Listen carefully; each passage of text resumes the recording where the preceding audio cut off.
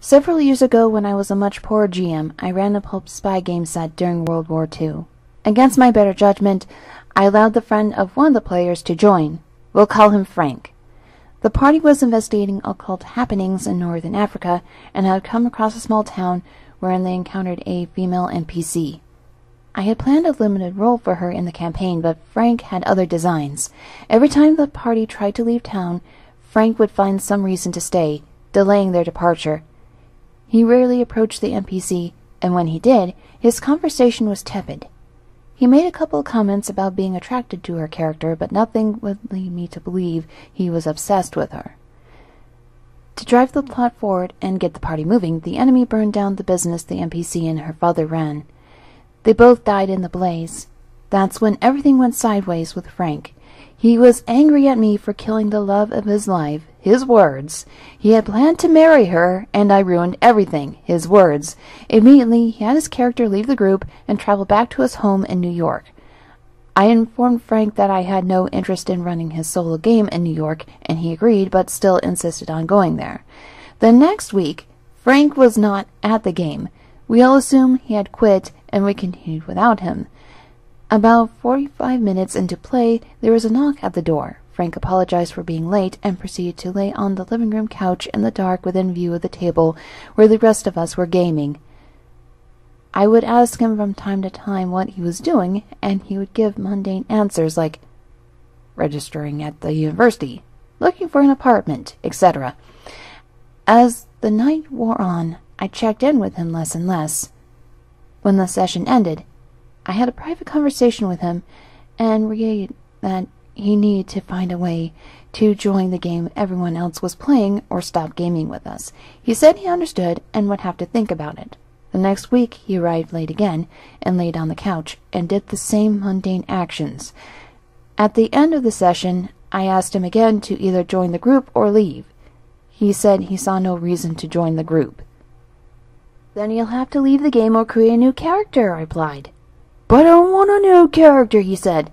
"Then there's no reason for you to continue playing." He acted very mature about it and told me he understood. The next week, everyone arrived and began playing without Frank. We all thought we were done with him when, about an hour into the session, someone knocked at the door. It was Frank. I didn't even let him in the house. I told him in no uncertain terms we no longer wanted him in the group. He just stood there, not saying a word. After a long pause of nothing being said, I closed the door and returned to the group. Who knows how long he stood on the doorstep before leaving. So, I've been playing 5e for about 2 years, and I've had my fair share of problem players, but since then they were usually folks on Roll20 or Discord. It was never as bad of a time. Block, move on. It's pretty easy to avoid dealing with anyone you're not vibing with. This unfortunately took place during my first in-person campaign. So, firstly, a bit of backstory. Some pals at work heard that I play D&D, specifically that I have experience being a DM, and we all thought it would be fun to play a game together. It seemed like a good idea. The 2 guys I was talking to were friendly and fun to hang out with, so I was open to giving them a chance to try it out. It was their first game, and they even knew of a 3rd player to bring in too, who had miniatures and stuff and wanted to host. I grew excited, thinking that maybe he was experienced and thought it was really nice of him to bring in. Oh, my poor naive soul. Firstly, the 3rd player, who I'll abbreviate simply as TG, that guy for short, was not very experienced at all. He had tried to DM once for 2 other players, and they described the encounter as kind of terrible because he trapped them into a near half-hour conversation with a barmaid that he described as busty, and her name was Milky. Yeah, I can't make this shit up. I had only one conversation with him at work before, but I was willing to give him the benefit of the doubt, so we had a mini session 0 to work everyone's characters out, since none of them knew how to make a sheet and whatnot. TG decided on a barbarian who used to be a city guard, but fell in love with the general's daughter, and for one reason or another was framed for murder by a rival and had to flee. Now he swears vengeance on his rival and wants to return to his lover. I was like, sure, okay, not the worst setup I've ever seen, whatever. The campaign setting was homebrew, of my creation, and they started a bit more leveled than normal since they decided they'd all been traveling and adventuring for a while before. And throughout the first session, he talked over the others, who weren't super used to the whole roleplay aspect, and I wanted to encourage them to come out of their shells a little, and I took charge constantly before anyone else could get a word in. It was already my plan to pull him aside and talk about this already once the session ended, but I could not predict what would happen at the last encounter of the session. They wanted something a banshee was guarding, and I had left them little clues to an alternate way to deal with the banshee. But before I even finished my sentence, I'm interrupted by TG, who had his character loudly declare that the banshee was the most beautiful thing he'd ever seen, and he must have her for a wife, and took off running towards her.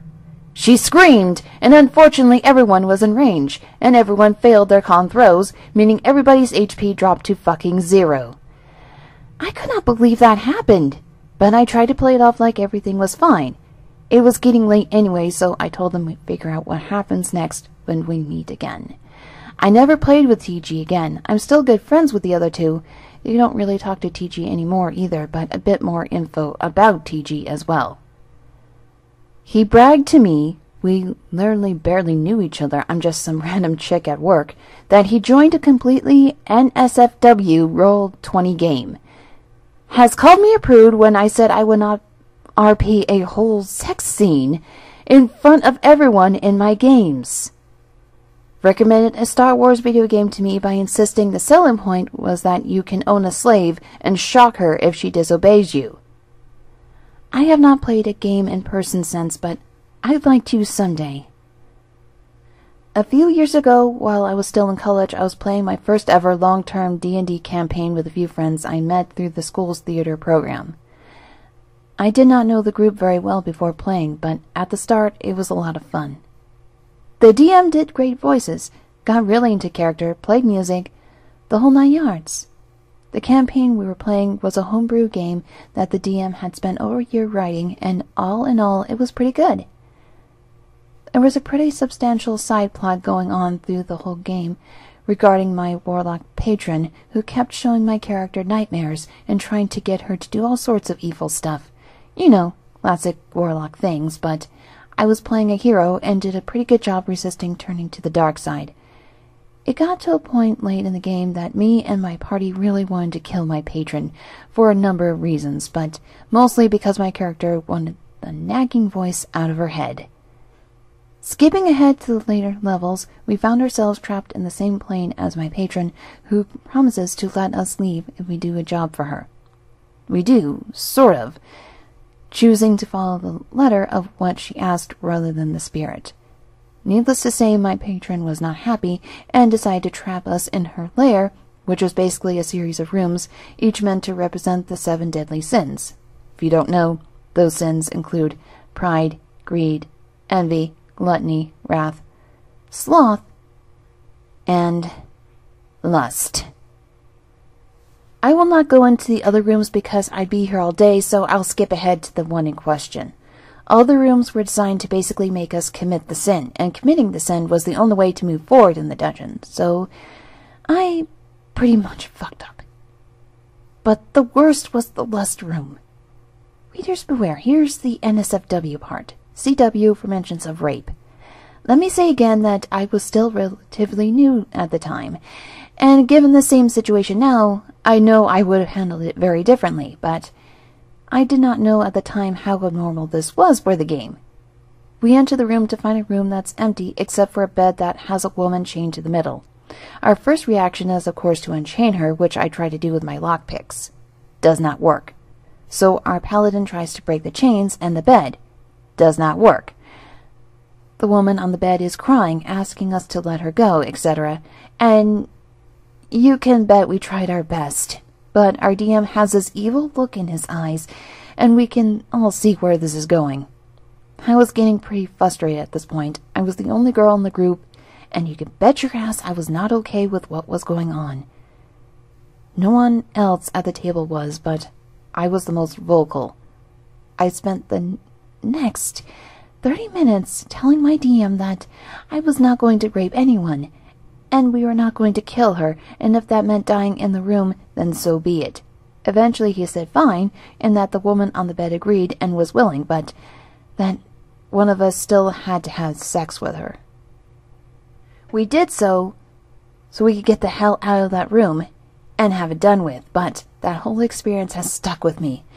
I wish at the time I'd known better and felt more comfortable telling the DM off and leaving and never going back. Unfortunately, I did not, and even played together with him as players in a new game for another year and changed until his terrible behavior finally hit a breaking point. Thankfully, we are no longer on speaking terms.